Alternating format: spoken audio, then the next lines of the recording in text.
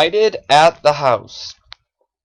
Let me begin this tale by backing up about 3 weeks ago. Roughly, let me begin this tale by backing up about 3 weeks ago, roughly. The narration will begin at a time when everything seemed normal on the outward appearance. The location is a rural town called Jonesville, Indiana. Casually, the two boys are making their way over to their Uncle Henry's house for a visit. Nothing unusual is happening on this occasion, and nothing unimaginable would ever have been expected by either of the two kids. And that is where it all began, at least for the reader at the moment. There won't be any previous tales to be told. Here is my beginning, so sit tightly and let the story unfold. "Why aren't you coming?" asked the 14-year-old boy, Joseph, audaciously. He was becoming impatient with his slowpoke cousin, Daniel. "I am," his cousin replied. "I'm coming as fast as I can." "Well, hurry up, please. We don't got all day." "What's the hurry for, Joseph?" "We have been running around for over 23 minutes now." Joseph paused, lifted up his right hand like a stop sign, and said, "We can't be late. Uncle Henry is planning for us to arrive at Chronos City at exactly 9 o'clock p.m. Then he replied, "We can't be late. Really, we can't." The two boys kept running. They jogged for a little over half an hour before reaching the house, which had been dubbed by the title Chronos Idias. This name comes from the Greek and means the right time. Uncle Henry gave the house this name because of the importance between it and time itself. He would enjoy to have these two boys over often, and every time they'd scheduled a visit, he would write the occasion on his calendar by the title Company Day. But this was not because he was a man with few friends, although that also might have been true. He told the kids frequently that because they were the children of his godchildren Owen and Aoife, that he called the event Company Day, because C equals the speed of light equals 299,792,458 meters per second. O equals a variable plus or minus I, which has four Greek options, either a big capital omega or a lowercase big omega, or a capital small omicron or a lowercase small omicron, where the wave function C depends on how quickly John Farmer plowed his field the previous summer and if he ever found fair Phyllis in the end.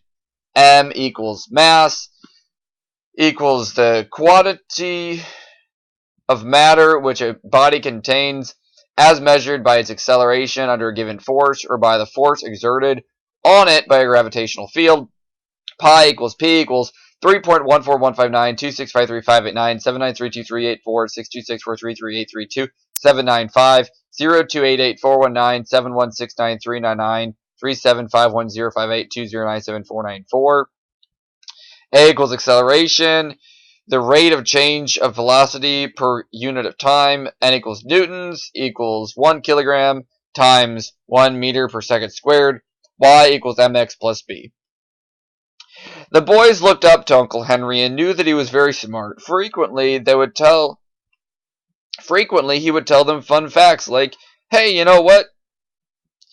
"What?" the boys would answer simultaneously. "You know, in Latin there are 5 different words for a single boy, namely puer, pupus, putus, pusus, and discipulus."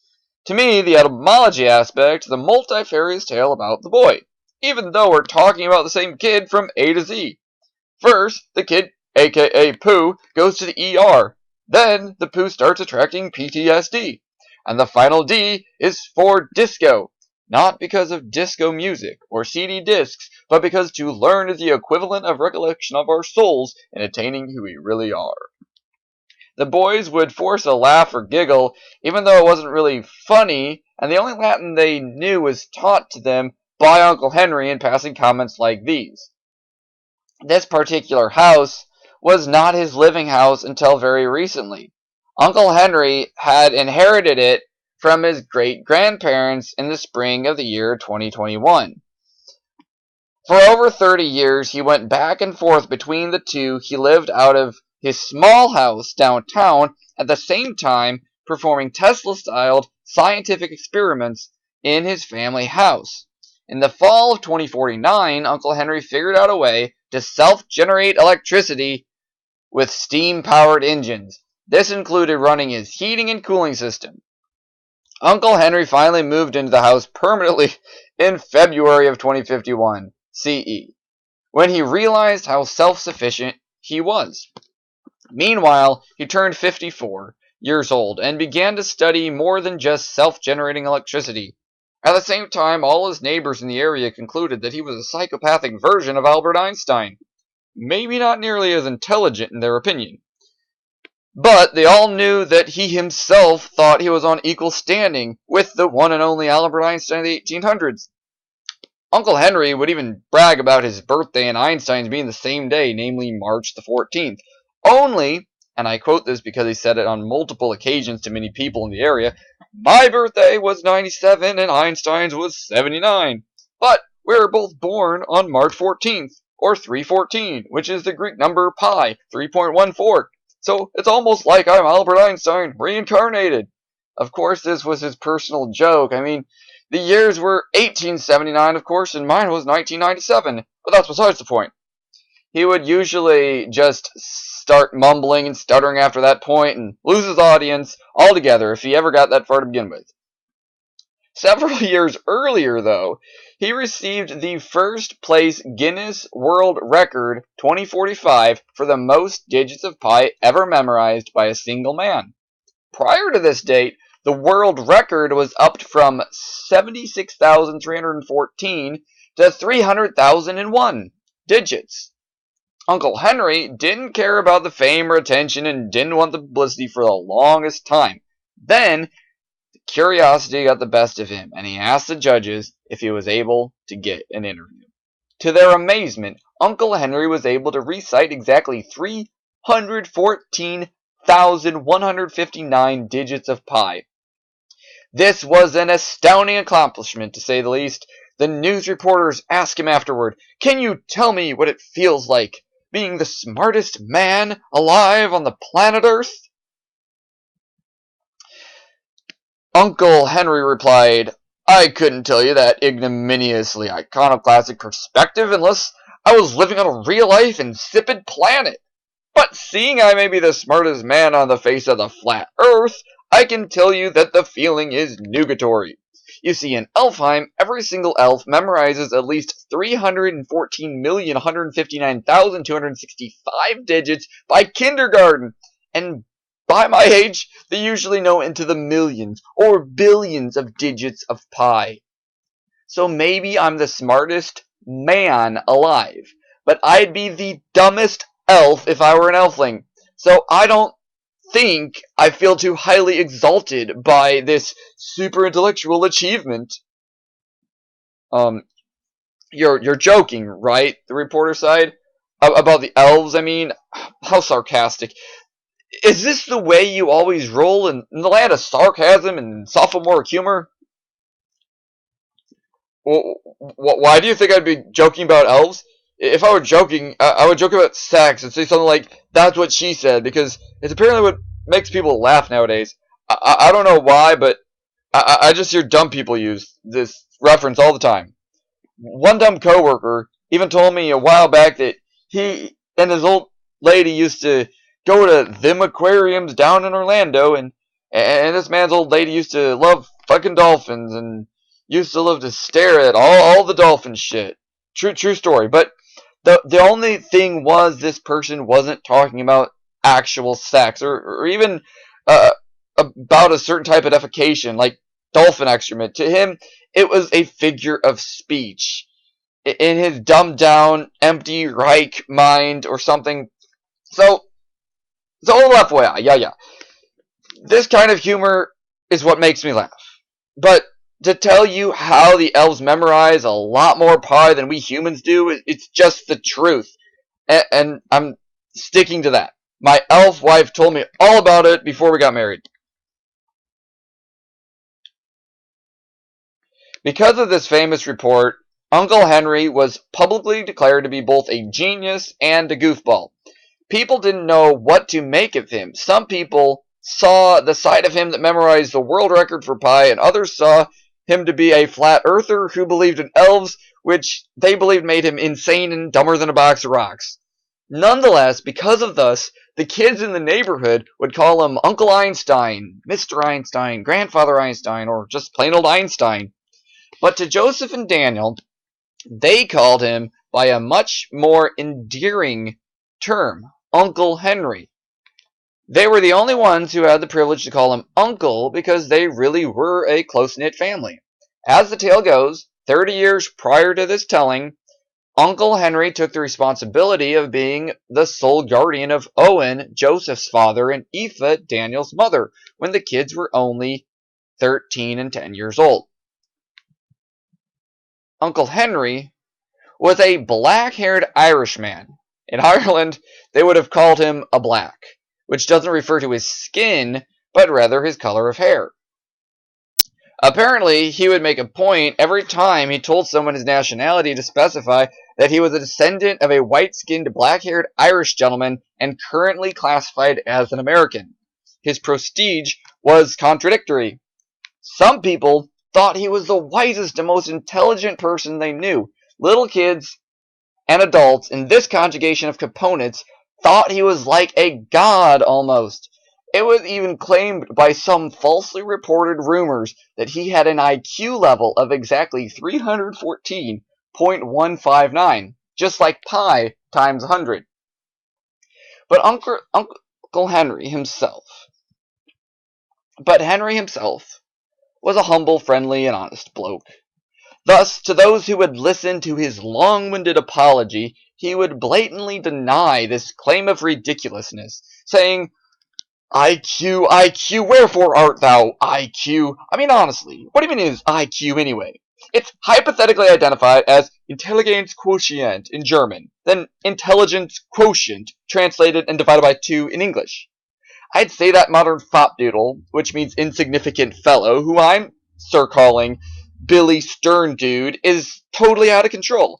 It was back in 1912, about the time period when the Memorial Edition version book came out about how the Titanic sunk on the anniversary of God bless Lincoln's April 14th, 1865 assassination, when Mr. Stern, the Flamingo Pingo, had a funny mind and an insipid sense of humor. Then he'd laugh and continue. Normally his audience wouldn't get more than 15% of his meaning regardless. What's the epitome of the philosopher William Stern's classification anyway? Like, personally, I mean to say, I pose the question, does IQ even exist? Stern, the Flamingo Pingo, said in his thesis statement something that went to the effect that his idea was extraordinary. Merely take a person's mental age, then divide it by his chronological age, then multiply the result by 100, and focus locus pocus, the conclusion is called an IQ. Now, in theoretical metaphysics, Stern's theory both is and is not profound, depending on one's perspective. To me, it's just too convoluted. Henry would pause and scratch his head to think. Well, let's see. Yeah. It's the year A.D. 1637, plus or minus 1644. His book called "Talking to Beginners About Method of Philosophy." Negative b plus or minus square root of b squared minus 4ac over 2a. It's all coming back ad memoriam meam. Yes, oui.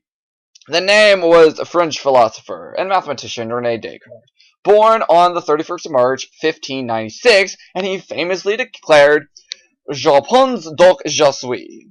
Then he translated it into Latin, cogito ergo sum. Finally, in English, let me reiterate for an ice cream cone on Jaffa Street in Jerusalem, or a lucky charm for breakfast, I think, therefore I am. René Descartes, my boy, he truly was the generally generated engineer and genius of history. He also invented in Wayne Jurgen Matza the Cartesian coordinates graph. Hence the title is a bastardized rendering of his name, Descartes.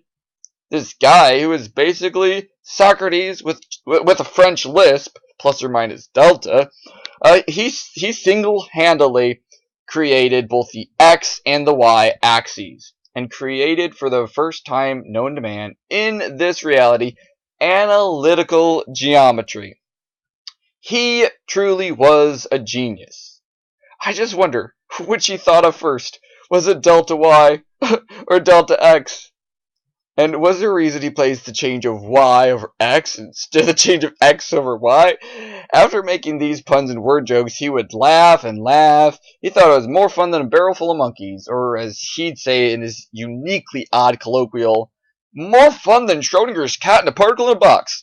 It was his laughter and unshared sense of humor which made him seem whacked out in another universe and basically so hard for others to adduce a given result which declared whether he was serious or if he was joking. It was basically always both joking and serious, or never either, or one or the other, or sometimes in superposition is the best way to put it. He had his ideas down extremely well in his mind, and every so often he would dictate the same theses over and over every time someone, either neighbor or news reporter, wanted to hear the story of why he did not have an IQ which equaled pi times 100 like everyone else thought. He congenially conjecture as continues. Back to William Stern, the Flamingo Pingo. He simply was not, well, a genius. And please note, I'm not trying to inveigle you or conjure up an invidious tome to prove my point. You may believe as thou list, and so shall I. Do you know how hard it is to rationalize the mental age of a person? The person supposedly is in existence outside the mind of the writer of the IQ test. How can one figure the problem by means of conceptualizing it as a particle in a box? It's basically like trying to place Ernst Schrödinger's cat in a particle in a box. Then the box becomes a Jack in the box. Jack kisses a frog and climbs up a shape-shifting beanstalk/hill with the girls are all killed. I mean, a girl's called Jill, who's able to slide down the useless, clear, and scrubby pull and reclaim the keyless, egalitarian, egg box, which has golden, buried, hidden treasure where his agile heart is located in the whole step divided by the half step on the bottom of the MC squared. Yikes! Well, my equation's unsolvable. Is my personal supposition, surmisal. Well, my equation is unsolvable, is my personal suppositional surmisal. Unless you know where to begin, there is no way you can rationalize this at all. Period. How can one begin to discover an intelligence level? Can it be seen? Can it be felt? Can it be placed in a 1, 2, or 3-dimensional box and mathematically rationalized? And if so, where should I begin? Shall I go back in my time machine to 1375 to ask Guillaume de Machu? Because last time I checked, Mr. Machu keeps going back and forth like ancient Greeks before they tried to plow their fields and write a papyri, before Odysseus was penned by Homer. Now, I know what you're probably thinking right now. The reporter might say something like, wait, really? You do?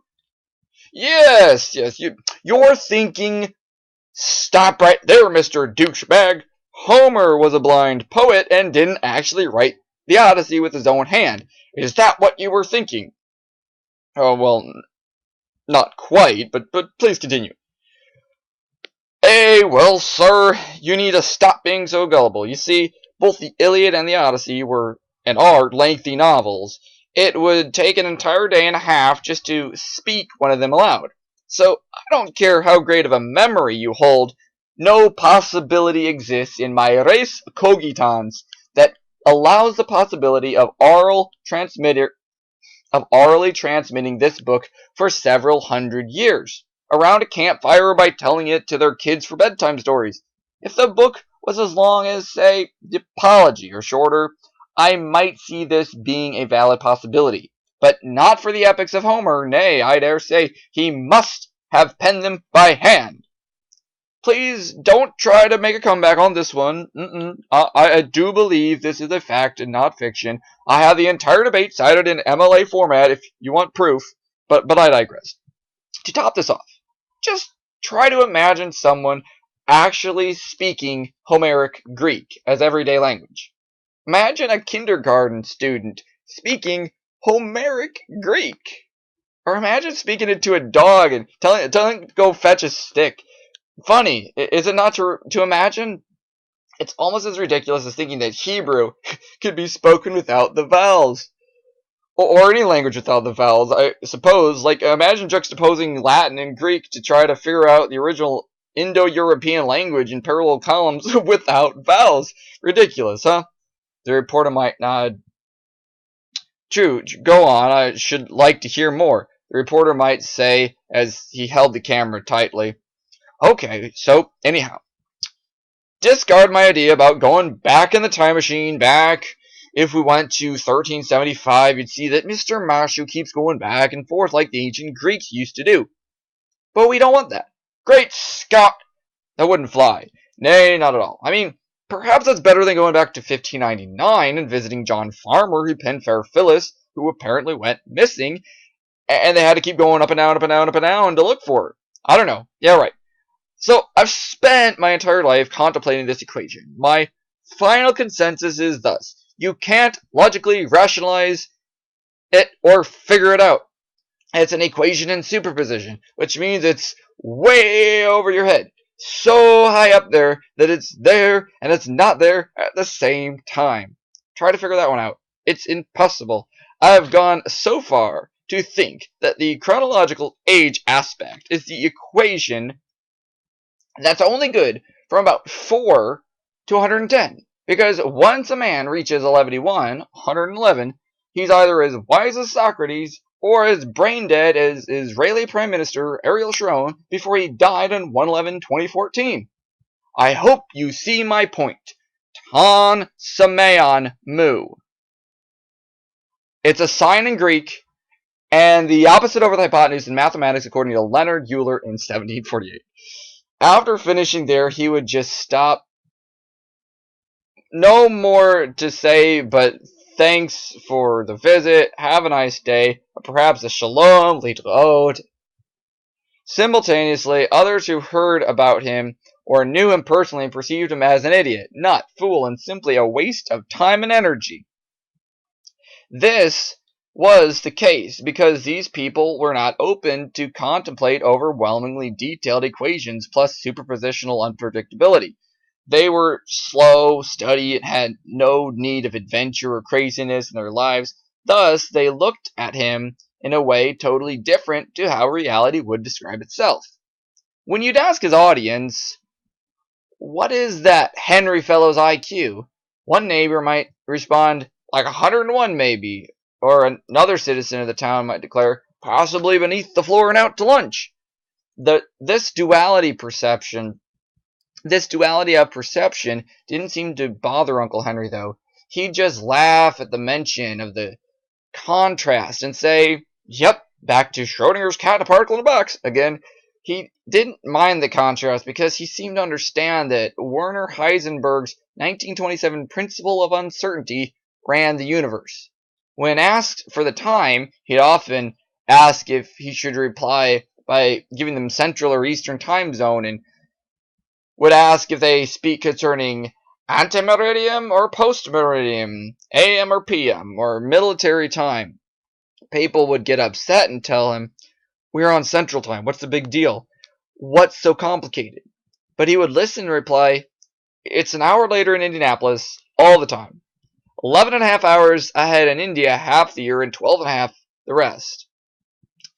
And it's a total of a 25-hour difference between the American Samoa Island and regular Samoa Island every day, all the time.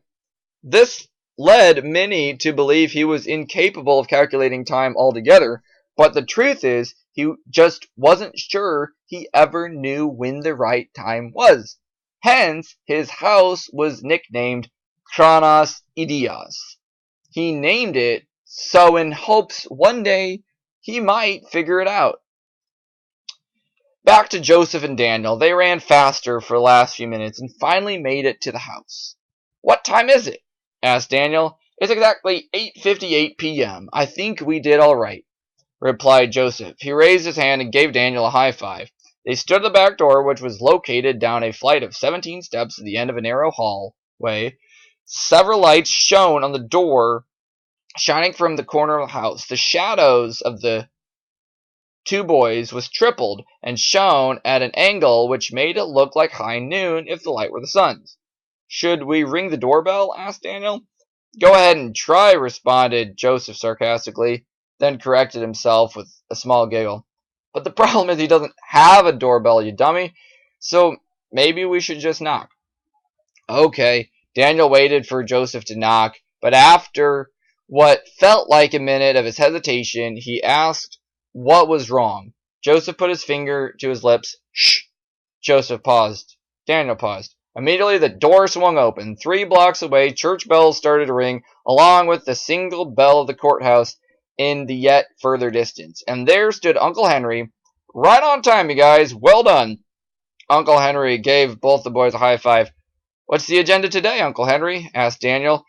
"Well, I'll explain that in a second. First, let me go back and grab my show and tell for today's lesson." He motioned for them to come inside and to take a seat near the fireplace.